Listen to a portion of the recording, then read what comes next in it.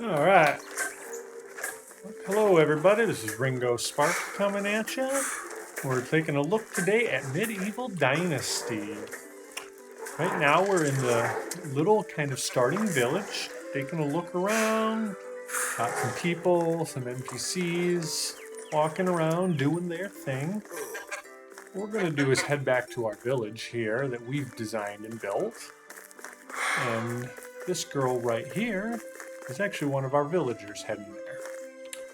Just gonna take a look kind of at the outside. There's another little village on the other side of this lake river here. And just want to let everybody know that I do not have my graphics turned up, so do not judge this game by my graphical view.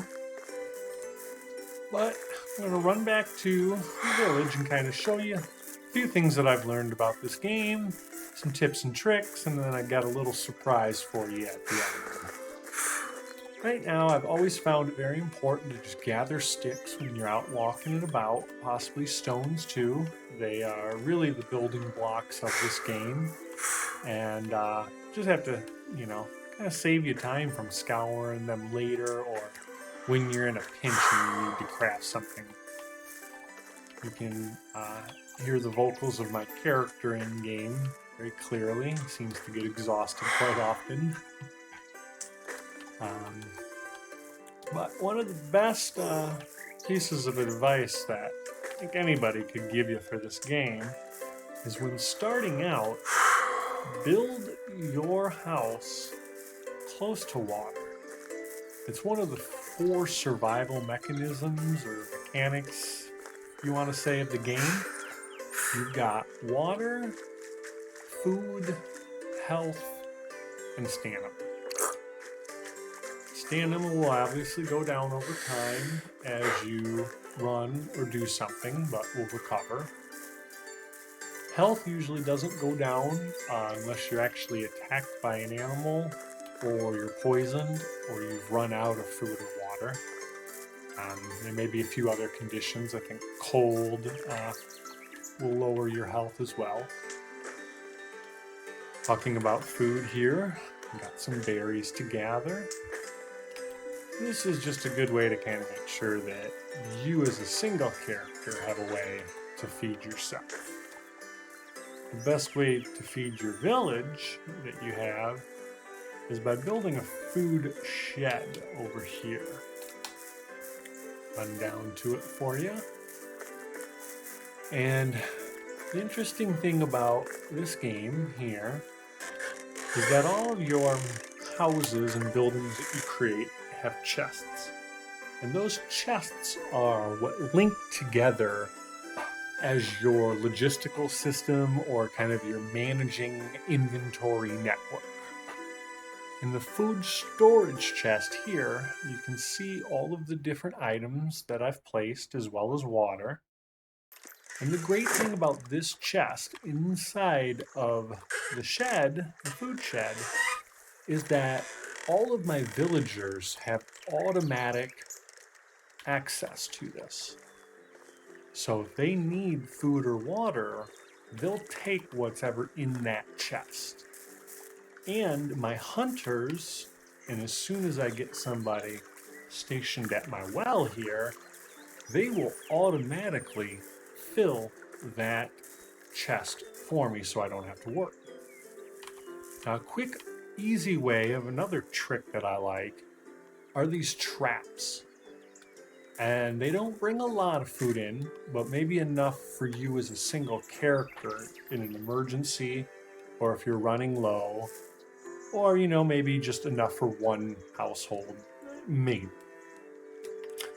But with these different traps, I do like to place them close by so they're easy to find and close together so I just don't have to run around far from my house to find them. We'll go into the crafting window and build the trap that was destroyed, the rat trap. And these usually only get about 3 or 4 uses out of them. Other than that, they seem to work really well. I don't see any restrictions on location or how close you have to place them together, nothing like that. From here, one of the first things that you're going to go through in the game is wood.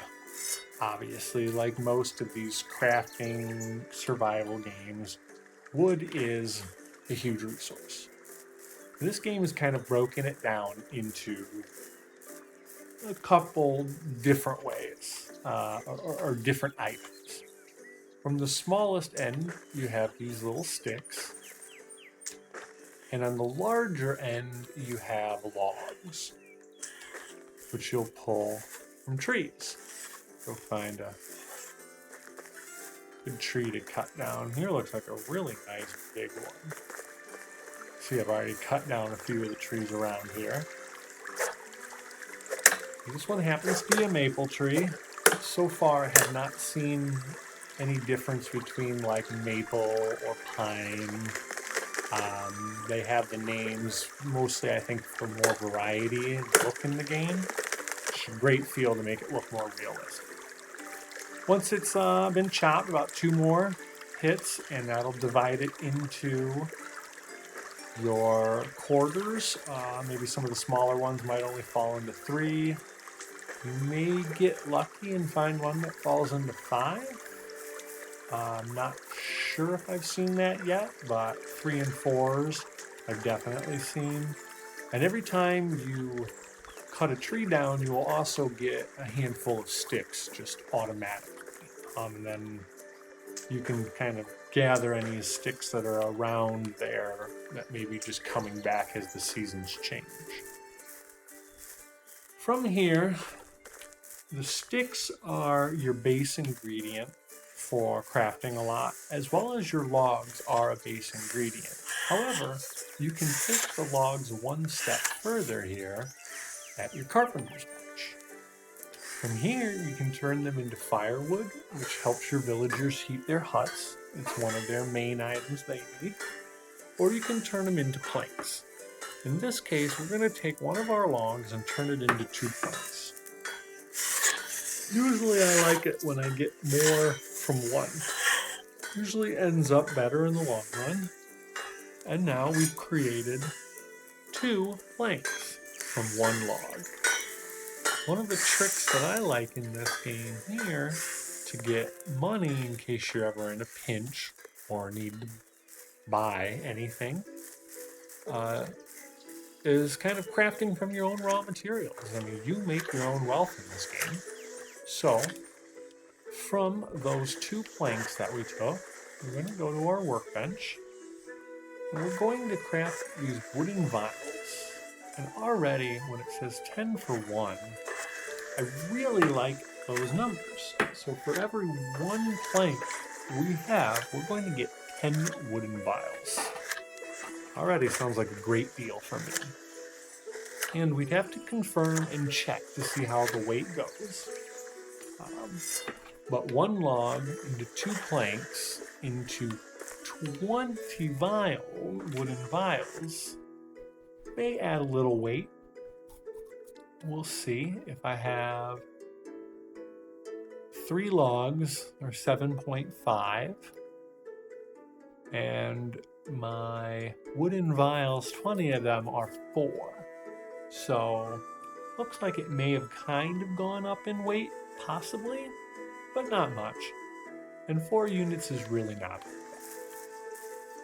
for weight. So we can take those and run back to the village, hopefully in time before people go to sleep. It looks like the sun is starting to set. And sell those wooden vials to get a little bit of money just to help our village go. In this game, every year, at the year end or year beginning, whichever way you want to look at it, you get taxed on your village. I can give you an exact calculation of that at a later date, but it's roughly based on your villagers and your buildings. From here, at the top of our screen, we just kind of follow around to find one of those sacks. And find an NPC that has one, and they'll usually sell us wares. Best goods in the valley. So from here, we just want to go over and find the wooden vials.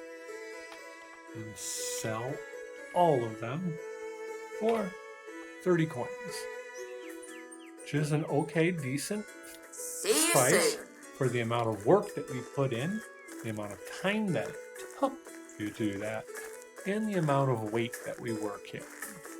Now we can definitely scale that up and pull in a couple hundred per load depending on how much weight and how fast or slow you actually want to move. But from here, we can take that gold and save it up until the use of either purchasing something for our own village or purchasing and unlocking a knowledge. And I'll kind of show you that here before the end of this day. And we'll take a look at that, and then I've got a little bit of surprise here at the end for you. And that'll be our video. I'll make plenty more here for you to explain the game if you need anything else. Right now, we want to look at our technology tree. And this is where we can use those coins that we've gathered from the merchants and basically from our craftable items that we've sold. And they're broken up into 4 categories: our building technology, our survival technology, farming, and production. Production is the one that I like to look at first, mostly because it gave us the ability to produce those wooden vials. And that's what allowed us to kind of get money to purchase more of these other schemas or plans, as you'd call them. At this point, though, another very important one is obviously your survival, where your weapons are. These will help you just kind of stay alive and keep doing what it is that you need to do in the game. And then your basics will actually come in for building here, but your tools will all be again right back here in production, where you're going to learn and go from wooden to stone to copper to iron and bronze.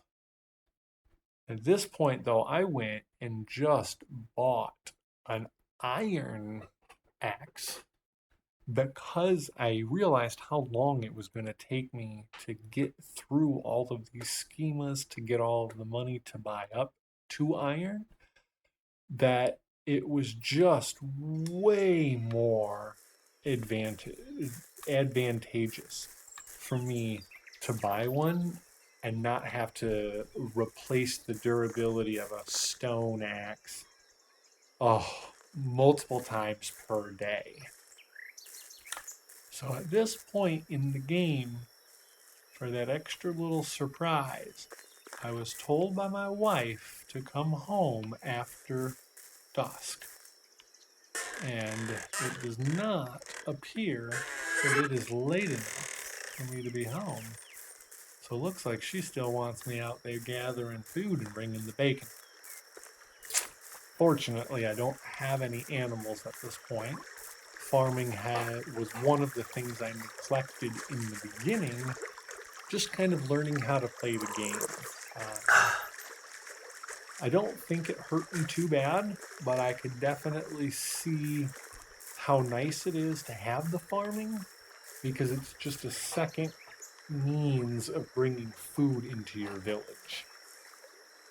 The hunters and fishermen kind of work on their own, do their thing and just placing the food for you. Whereas the farming is a little more complex. It has to come, from the barn and from grown fields, like I have a field here. But then it also has to be processed, usually at the barn, again, and then taken to a kitchen or crafted into food, which usually requires a couple schemas. And the food tree kind of is a very elaborate, as it starts from the bases of like wheat and grain and rye. So, does look like it's getting darker. Did she just magically appear? She's still not home yet. Where are you, honey? It's getting a little late. Not like this game really has clocks in it. But to me, it looks like the sun is set. And I don't see any other villagers out and about more. She's definitely not at work. Either maybe pass each other. Oh, she's showing up on my... There she is. We must have passed each other somehow. And there she is. Hail, friend. Let us romance. I think we're ready to have our kid. But tell her I love her. And it skips over all of the good stuff into the next day. But she does keep wiping her mouth. And for that is the end of our first video. Thank you all.